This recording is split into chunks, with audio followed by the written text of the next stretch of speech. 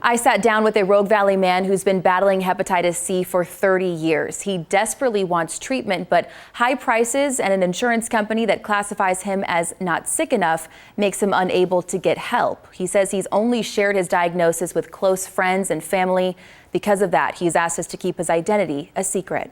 I would physically feel better if it was gone.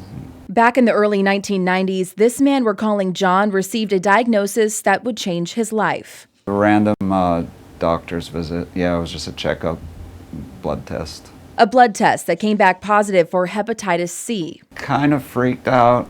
He believes he acquired the virus through sharing needles. I did some partying back in the 80s in New York. There's no way to tell exactly when you got it, but that seems to be the most logical explanation. Now, 30 years after his diagnosis, John's never been treated, and he's not the only one. Since 2005, more than 47,000 hepatitis C infections have been reported in Oregon. According to the Oregon Health Authority, the term hepatitis most simply means inflammation of the liver. Dr. Peter Adisman, a Medford gastroenterologist, says a specific age group seems to be the most in danger. Those born between 1945 and 1965.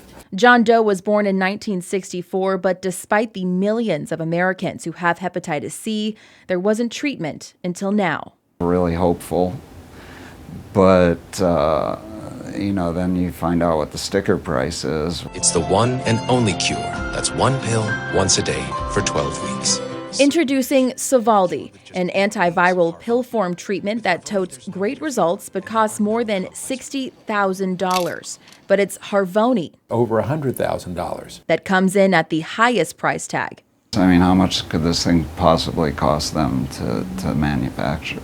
To me, it just kind of speaks to the greediness of the system. And as Dr. Adisman explains, the high cost makes insurance companies leery of treating everyone with hepatitis C. Almost all the insurance plans, whether it's a Medicare, Medicaid, or traditional insurance, have said we're going to restrict this to those that have more advanced liver disease. And according to John, his insurance doesn't want to treat him. I'm stage 1. It's not attacking my liver too viciously. I mean, in an ideal world, we should be treating everybody and just eliminating this disease from existence. It's a big frustration knowing that there's something out there that could get this thing out of my body, and my insurance company won't cover it.